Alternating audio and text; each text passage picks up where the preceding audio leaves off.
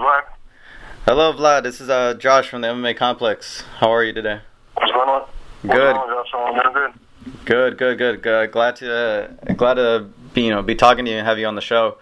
Absolutely. Yeah, just bring you on to come on and talk about the Hurt Business. I know it's coming out this week, September 29th.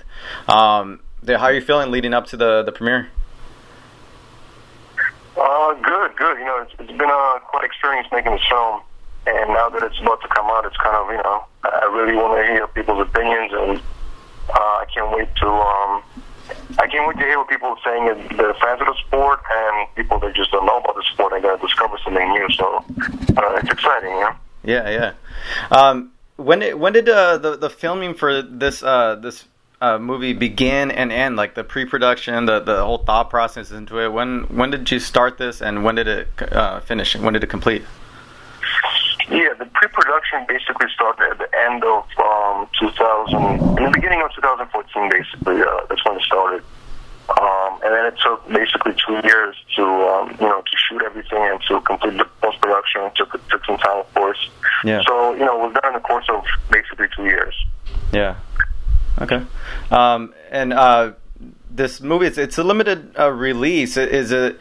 What was the your I guess the thought process in having it only as a limited release, and what are your plans to release it? Are you planning to put it on Netflix? What kind of thing in terms of distribution were you guys planning? Yeah, well, the way we're doing this, we partnered up with a company called Fathom Events. Yeah. And what they do is they will open the film on one day on September 29th, but it's going to be in most national theaters, actually. So it's a wide release, but it's for one day. So it doesn't matter if you're in New York, LA, or anywhere in between, you'll be able to go and see the film in your local theater, which is good, So it's one day, but it's almost like a film event. Yeah. And you go and you see it, and, the good thing is most people will be able to see it on that day, basically, because it's available in every movie theater.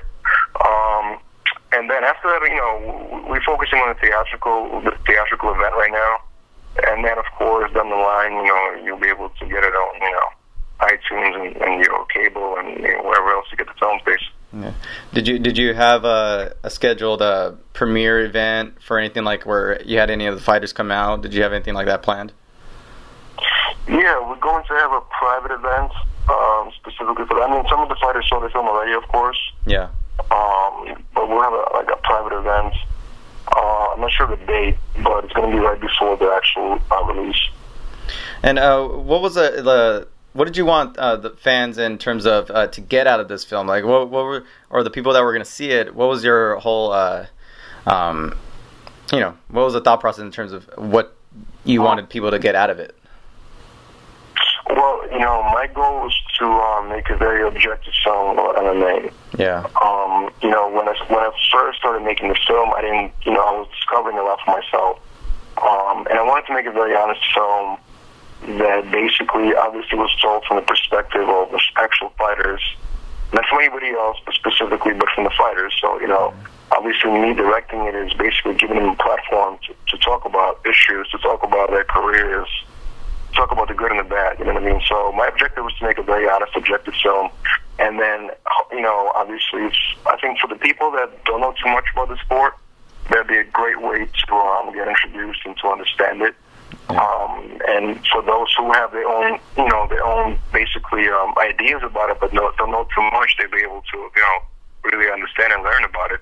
And I think for the fans of the sport and for the athletes, I think it's a good moment to see how far the sport came from where it first started in the 90s to where it is right now, and to sort of celebrate that on a big screen. I think it's like a small milestone, I think, for the whole sport. Was this a big introduction for you into the sport? Were you a fan before? It was absolutely a big introduction for me. I knew about MMA, of course. I knew about certain fighters, but I was never fully exposed to it or really, was involved in such capacity. So, big learning experience for me. And, I can't say that I dislike the sport necessarily, but I definitely thought of it as something very taboo and Yeah. Maybe, I was sort of looking down on it at first.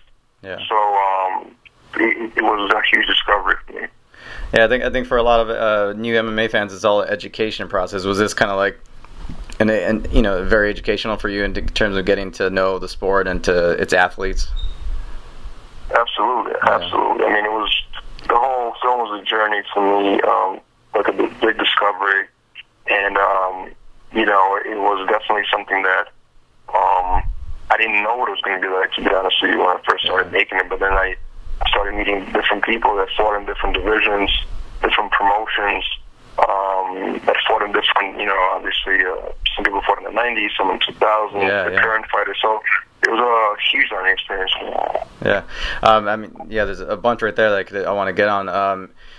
A lot of the guys you've met, like John Jones and GSP, are well known within the sport. I mean, you were obviously, I'm sure, a little aware of some of these guys. What were your impressions of them, maybe going into it, and what you afterwards? What kind of what did you get from them as people and who they were? Well, basically, I think those guys that you mentioned specifically are very, very smart, very intelligent. Yeah. I feel like the top level of the fighters, the ones that are most successful, are usually, not sharing that, but they're very, very, very smart, very strategic. Yeah. And I think that's fighting is not just a brawl, obviously, and I think most people know that by now, but it's a very strategic game. And you can see they're very strategic in their lives and in the cage, when they're training. Very strategic, very smart. So it's actually very great to see that, Yeah. You got really personal with a lot of these fighters in terms of getting into their lives. How comfortable were they with granting you that access? Surprisingly, you're right. I mean, it got very personal with a lot of them. I was very thankful and just, I guess, fortunate that they granted the access like that, because sometimes it becomes very challenging in a documentary film when you make a film about somebody, and it's just not, it's not going well. The person is not opening up. I mean, I've dealt with that before on different other projects. Yeah. So, in this case, honestly, they were very open, and, with some people it took a little bit longer, a few days of filming before, but generally speaking, it was very smooth in that regard. Yeah.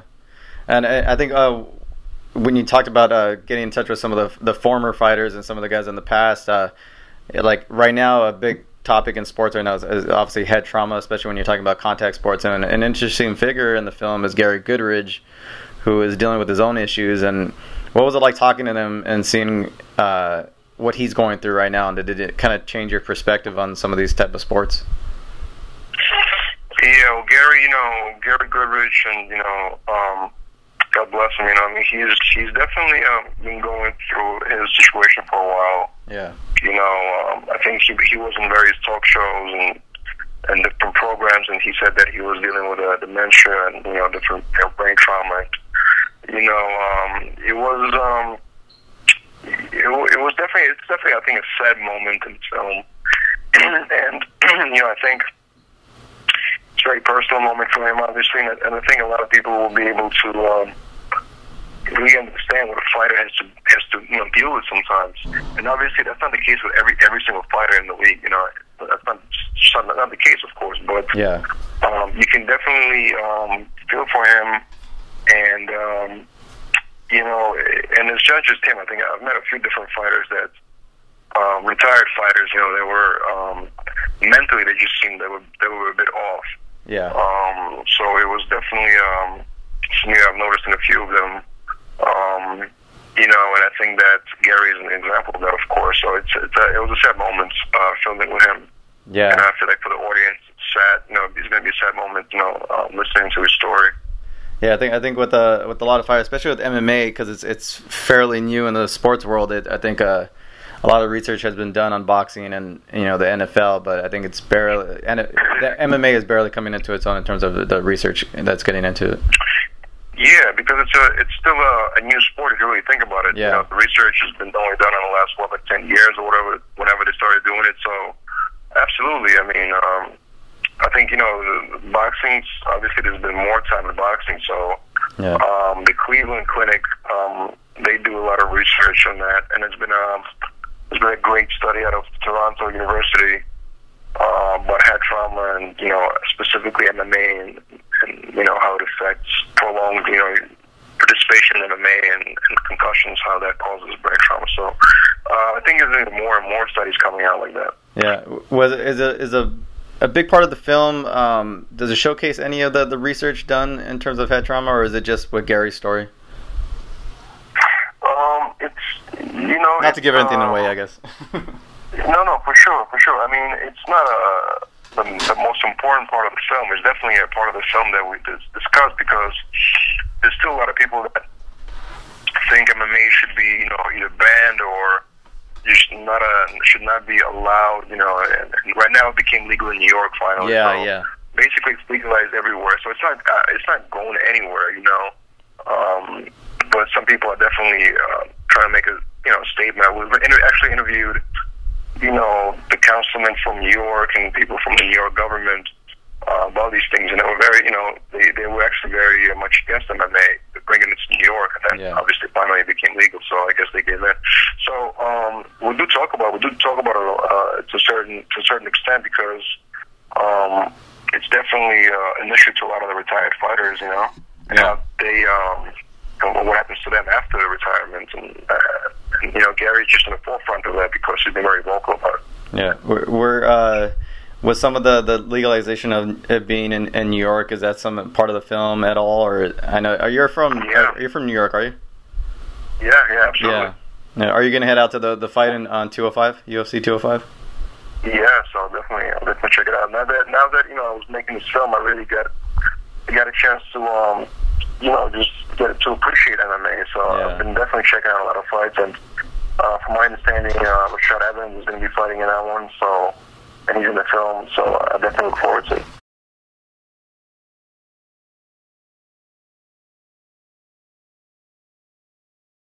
Did you talk to any of the UFC heads, like Dana White or any of them, about being in a part of the film? Was that any was that a focus at all to get those guys a part of the film? Well, there are reps in the film, people that work for UFC and for Bellator in the actual film. So, we have Bruce Buffer, we have Big John McCarthy, different referees in the film. Yeah. We have Scott Coker from Bellator. So we do have reps from both organizations in the actual film. Okay, so but you didn't really approach Dana White or anything like that. Did you come in contact with them, or they kind of like no at all? No. Okay, and in terms of getting in contact with some of these guys and some of these people in the business, because you talk to some of the top level athletes, and you also showcase a lot of the regional scene fighters and promotions. In terms of getting in contact with some of these people that are deep in the MMA world, how did that go about? Were people referred to you? Oh, you should talk to this person, or did you know who to go for? It was a variety of different things. It was reaching out to people from people that I knew in California, people that I met over the course of it took about 2 years. So some people reached out to us when they heard of making the film. It was a combination of things, and it's a lot of calling, a lot of emailing behind the scenes, of course, to make things happen. But like with any documentary, I mean, there's just a lot of research, a lot of interviews.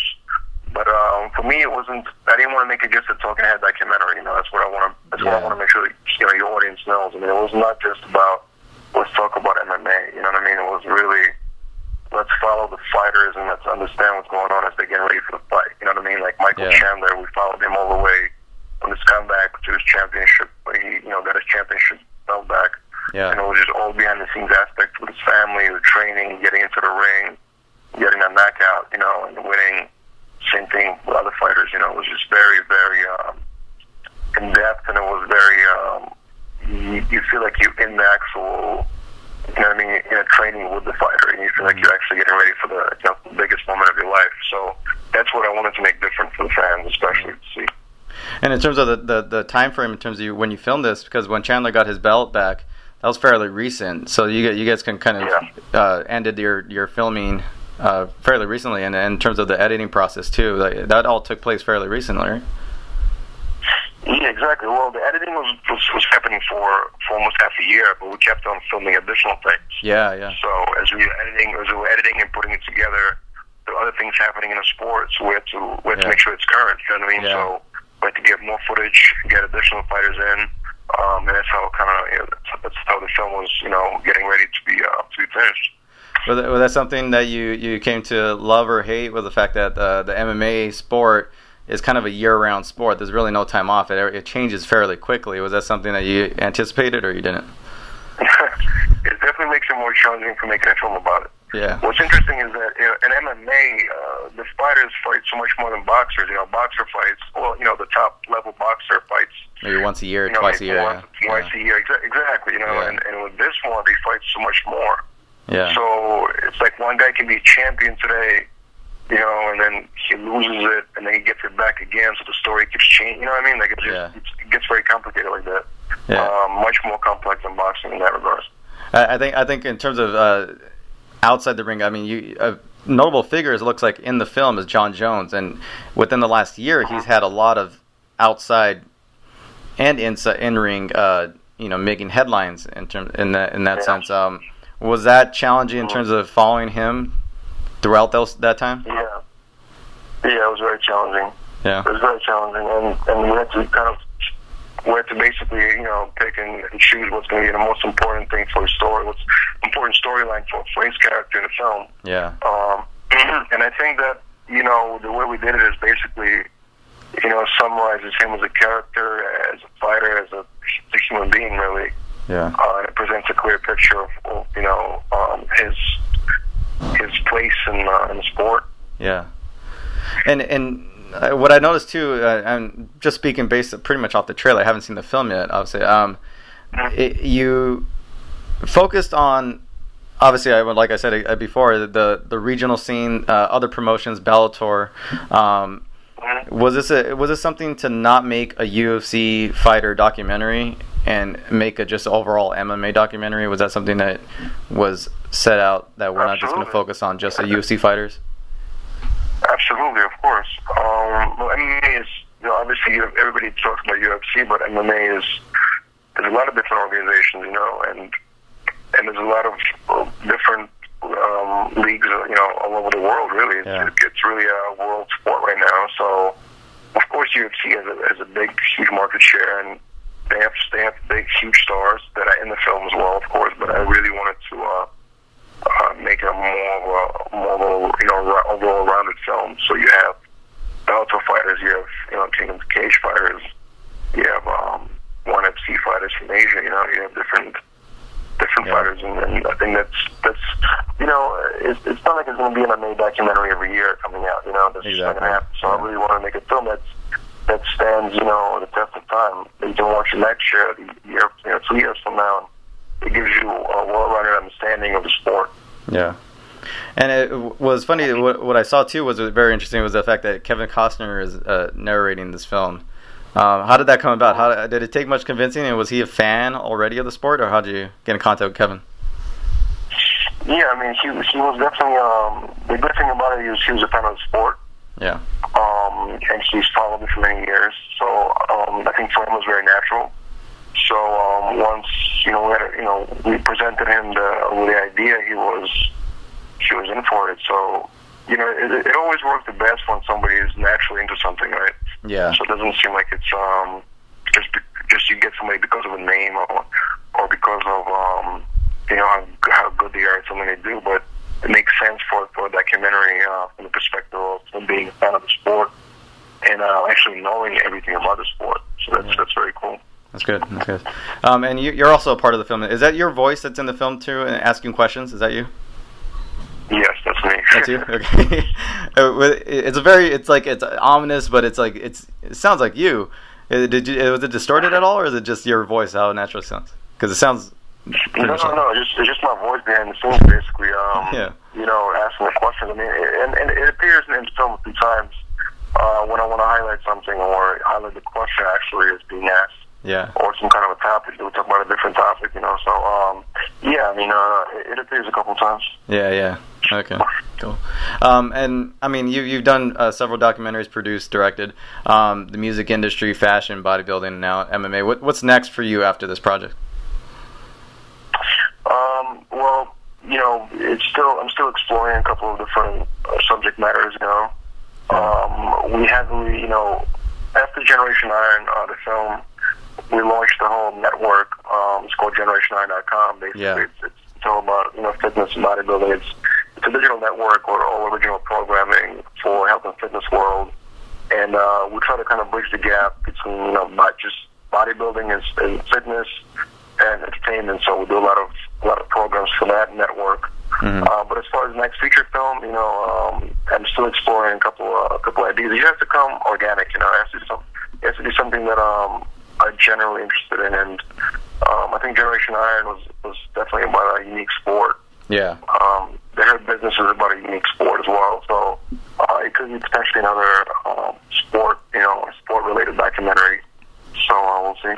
Yeah, and you've done several with you're dealing with C.T. Fletcher. I know you did that one.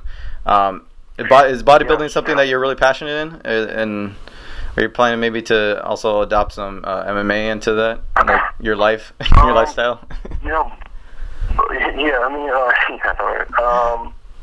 I like, you know, I wanted to give bodybuilding a voice because bodybuilding didn't have a strong voice.